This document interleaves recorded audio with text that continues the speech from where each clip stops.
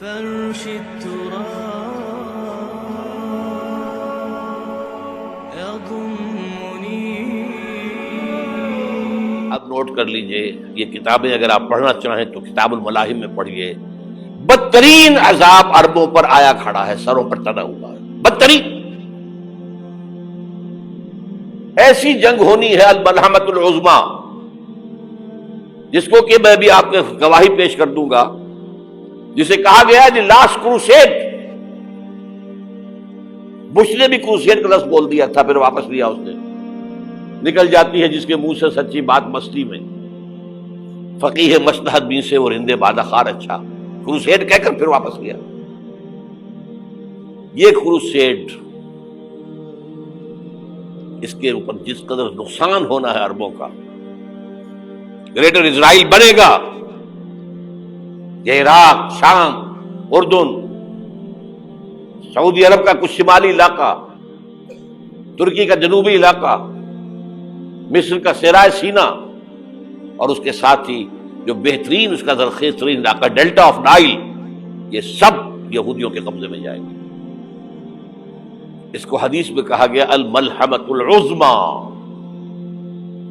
عیسائی 80 علم لے کر ہے مسلمانوں تم پر حملہ آور ہوں گے، اور ہر علم کے نیچے 12,000 فوج ہوگی. 9.5 لاکھ فوج. یہ نیٹو کی تیاری کس کے لیے ہو رہی ہے؟ جب USSR کا خاتمہ ہوا تو پوچھا گیا تھا نیٹو چیف سے، اب کس لیے؟ تمہارا وہ دشمن تو ختم ہو گیا، اب ہمیں اسلامک فنڈامنٹلزم سے نمٹنا ہے. وہ جانتے ہیں خطرہ یہی ہے. اب اسلام ابھر سکتا ہے، مسلمانوں کے سینوں کے اندر وہ آگ ہے، اوپر خاکستر آ گیا ہے، تم پہ اٹھانا بیٹھنا. یہ اندر تو انگارہ ہے، اوپر سے راکھ ہے، اس سے دھوکہ نہ کھا جانا ان کے دلوں کے اندر. اور بش نے کہا تھا مسلمان چاہتے ہیں کہ ہسپانیہ سے لے کر انڈونیشیا تک نظام خلافت قائم کریں. اور میں حیران ہوا تھا کہ اس کمبخت کو ہسپانیہ کا خیال کیسے آ گیا. ہمیں تو کبھی آتا ہی نہیں، اب ہم تو بھول گئے. وہ تو 500 برس پرانی بات ہے، جبکہ وہاں سے ہمیں نکال دیا گیا تھا. اگرچہ اقبال نے کہا تھا ہے ارض فلسطین پہ یہودی کا اگر حق، ہسپانیہ پر حق نہیں کیوں اہل عرب کا. ہسپانیہ میں تو 800 سال حکومت کی مسلمانوں نے، اور ابھی 500 برس سے گزرے ہیں نا. یہودی تو ارض مقدس سے 2000 سال نکالے گئے. انہیں لا کے آباد کیا گیا، عربوں کے سینے میں خنجر پھونک دیا گیا. وہ چھوٹا سا ملک جو چاہتا کرتا، کوئی پوچھنے والا نہیں. امریکہ جیسے اپنے بیٹے کی حفاظت کرے ویسے کرتا ہے اس کی. اور حضور نے فرمایا ہے وہ جنگ جب ہوگی تو ایک باپ کے اگر 100 بیٹے ہوں گے تو 99 ختم ہو جائیں گے، ایک بچے گا. یہ حدیث ہے، حدیث ہے صحیح. اور آپ نے فرمایا ویل للعرب من شر قد اقترب. عربوں کے لیے ہلاکت ہے، عربوں کے لیے بربادی ہے اس شر سے جو قریب آ چکی ہے. اور آج جس طرح انہوں نے ان کی تہذیب کو اختیار کر لیا ہے، دبئی جا کر دیکھیے، بدترین مغربی معاشرہ جو ہے وہ دبئی کے اندر ہم نے قائم کر کے دکھا دیا. اب سعودی عرب اس راستے پر بڑھ رہا ہے. اور اس کے بعد نمبر 2 پر جو ہے ہم پاکستانی ہیں. لیکن میں اس کے وہ پہلی بات جو کہہ رہا ہوں وہ تو یقینی ہے، اس میں تو احادیث صحیحہ موجود ہے. اگرچہ اس کے بعد پانسا پلٹے گا، پھر حضرت مہدی کا ظہور ہوگا، حضرت عیسیٰ کا نزول ہوگا، اور وہ گریٹر اسرائیل گریٹر گریو یارڈ بنے گا یہودیوں کا. ایک ایک یہودی قتل ہوگا اور دفن ہوگا. یہ بات میں ہونا ہے، میں پہلی بات پر فرض کر رہا ہوں. وہ پانسا پلٹے گا جب پلٹے گا. ابھی جو سامنے ہے وہ کیا ہے؟ جس ملحمۃ العظمیٰ کہا حضور نے، جسے آرمگیڈون کہتے ہیں عیسائی. آرمگیڈون کی اگر کہیں جا کر آپ دیکھیں گے، آپ ڈکشنری میں مانی تو کیا لکھا ہے؟ A very big war which will be fought between the forces of evil and good before the end of this world. اس دنیا کے خاتمے سے پہلے خیر اور شر کی قوتوں کے درمیان بہت بڑی جنگ ہوگی. ارمجدون اسے کہتے ہیں عربی میں، اور ارمگڈون اسے کہتے ہیں انگریزی کے اندر. اور یہ بائبل کی آخری کتاب کے اندر ہے، جو اس میں کہ مکاشفات یوحنا، ریولیشنز آف سینٹ جان. یہ تو میں کہہ رہا ہوں یقین کے ساتھ، اور زیادہ دور نہیں ہے، آیا چاہتا ہوں.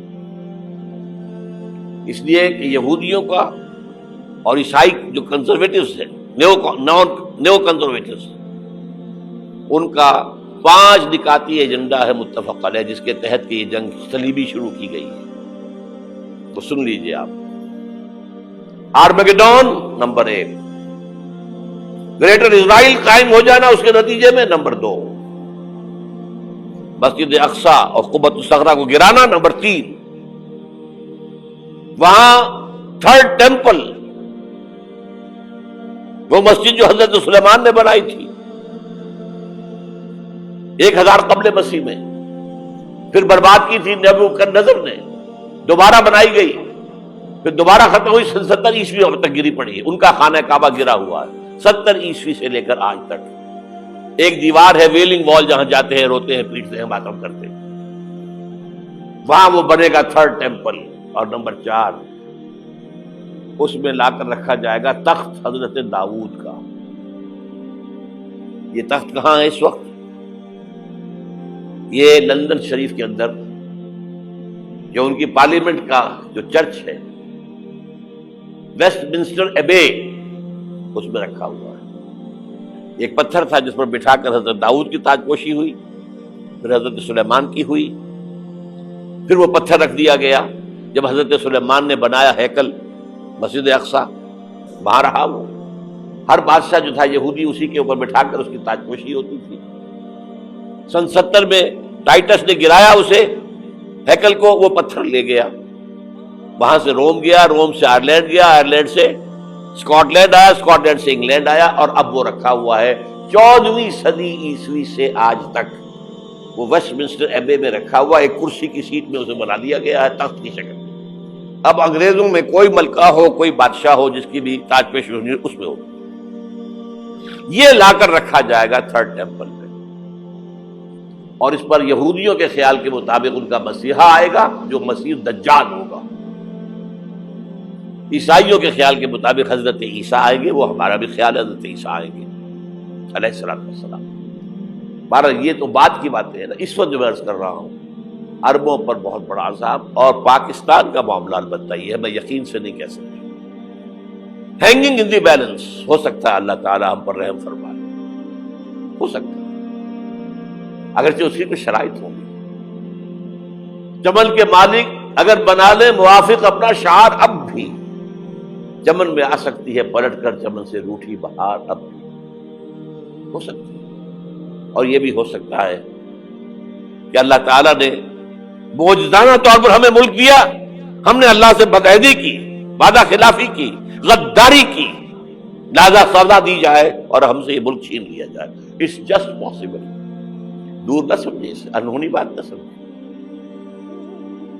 جو گھیراؤ ہو رہا ہے آپ کے مغرب میں نیٹو فورسز اور مشرق میں بھارتی فورسز گدھوں کی طرح بیٹھے ہوئے انتظار کر رہے ہیں پاکستان اور ڈسٹیبلائز ہو جائے، یہاں اور بدامنی ہو جائے. اب لاہور میں پھر آج دھماکے ہو گئے ہیں. 2 دن پہلے کا دھماکہ میں سہ کے آیا ہوا ہوں، آپ کے سامنے بیٹھا ہوں. وہ جانے بچی نہیں، جو ہماری اکیڈمی کا حشر ہوا وہ میں آپ کو نہیں بتا سکتا. یہ سارا کیوں ہو رہا ہے؟ تاکہ یہاں بدامنی ہو جائے اور ہمیں جواز مل جائے. مغرب سے نیٹو فورسز داخل ہو جائیں، مشرق سے بھارتی فورسز آ جائیں اور ہمارے ایٹمی دانت توڑ کر اور پھر ہمیں بھارت کے سامنے ڈال دیا جائے. نو ڈو ایز یو لائک. یہ ان کا نقشہ ہے. ہوگا کیا وہ اللہ جانتا ہے، ہوگا وہ جو اللہ چاہے. لیکن اللہ کا چاہنا جو ہے وہ کس پر منحصر ہے؟ یہاں انقلاب برپا کرو، یہاں اسلام لاؤ. اگر دھندوں میں لگے رہو گے تو وہ خود بخود نہیں آ جائے گا انقلاب. صحابہ نے جانیں دی تھی، کتنی تکلیفیں اٹھائی تھی. 12 برس تک مکی دور کے اندر با نشہ درویشی در ساز و دمادم زن، جو پختہ شبی خضرا بر سلطنت جم سن. یوم طائف یاد ہے جو حضرت عائشہ فرماتی ہے کہ میں نے پوچھا تھا حضور سے کہ یوم احد سے زیادہ سختی بھی آپ پر کبھی آئی؟ یوم احد پر کیا ہوا تھا؟ تلوار کا وار پڑا تھا آپ کے چہرہ مبارک. یہ جو رخسار کی ہڈی ہے اس کے اندر وار گیا ہے. اوپر خود کی 2 کڑیاں تھیں وہ اس میں گھس گئیں. 2 دندان مبارک شہید ہوئے. وہ خود کی کڑیاں ایک صحابی نے اپنے دانتوں سے پکڑ کر کھینچنے کی کوشش کی, دانت نکل گئے, وہ نہیں نکلی. کیا جتن کر کے نکالی گئی ہوگی تو خون کا فوارہ آیا, اتنا خون گیا ہے کہ آپ بے ہوش ہو گئے, گر گئے, اور مشہور یہ ہو گیا کہ آپ کا انتقال ہو گیا, شہادت ہو گئی. یہ سیرت کبھی پڑھی ہے؟ حضرت عائشہ کے ہوش کا تو یہی دور تھا نا. یوم طائف میں جو آپ کیا تھی, بچی تھی, انہیں کیا پتا کیا ہو رہا ہے حضور کے ساتھ. 3 دن تک حضور مکے کی گلیاں اور وہاں کے اوباش لوگ پتھراؤ کر گئے تھے اس امید میں کہ شاید وہاں کا کوئی سردار ایمان لے آئے. تو یہاں تو ابو طالب بھی فوت ہو گئے, یہی دنیاوی سہارا تھا, خاندانی سہارا تھا ابو طالب کے ذریعے. اور گھر میں ایک دلجوئی کرنے والی رفیقہ حیات تھی, وہ بھی, ان کا بھی انتقال ہو گیا. آپ نے کہا یہ عام الحزن ہے, اب تو سب کو طے ہو گیا قریش کو کہ اب جیسے قتل کر دو. اسی لیے آپ گئے طائف, شاید وہاں کا کوئی بڑا سردار مانے ایمان لے آئے مجھ پر تو میں اپنا مرکز ادھر شفٹ کر دوں. تینوں سے ملے ہیں, تینوں نے وہ جواب دیے ہیں, نکل جاؤ یہاں سے, میں تمہارے ساتھ بات بھی کرنے کو تیار نہیں. اچھا, تمہارے سوا کوئی نہیں ملا تھا اللہ کو نبی بنا کر بھیجنے کے لیے؟ دیکھو جاؤ, میں بات نہیں کرنا چاہتا, ہو سکتا ہے میں بے عزتی کر بیٹھوں, اور واقعی تم اللہ کے نبی ہو تو میں مارا جاؤں گا, جاؤ جاؤ جاؤ. یہ سلوک محبت کے ساتھ ملا ہے.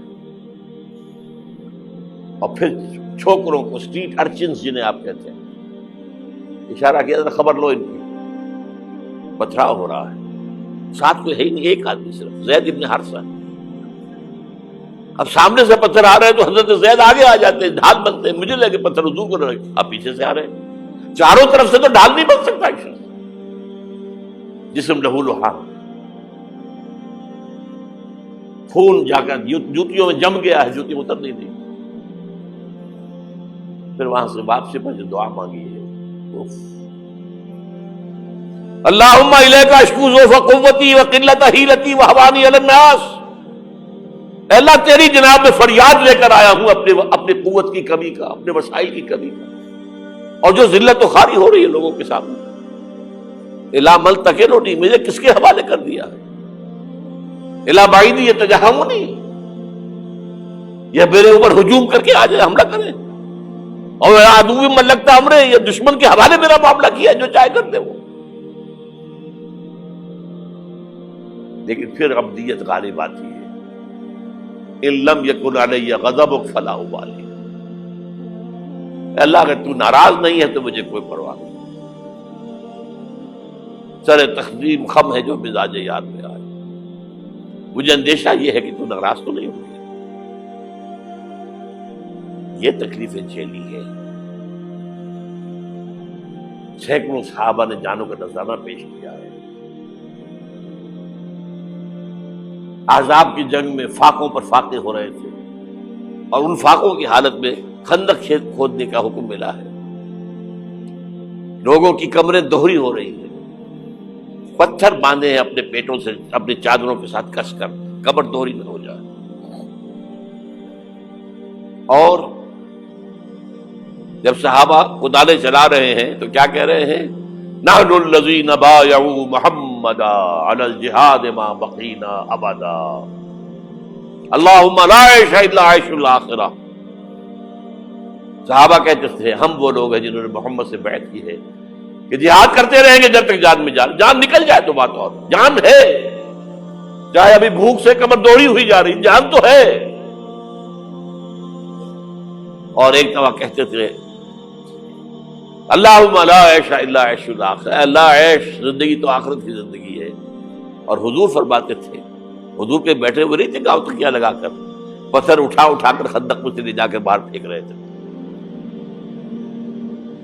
جب صحابہ کہتے ہیں اللہم لا عیش الا عیش الاخرہ، حضور فرما رہے ہیں فاغفر الانصار والمہاجرہ، اے اللہ ان انصار اور مہاجرین کی مغفرت فرما دے۔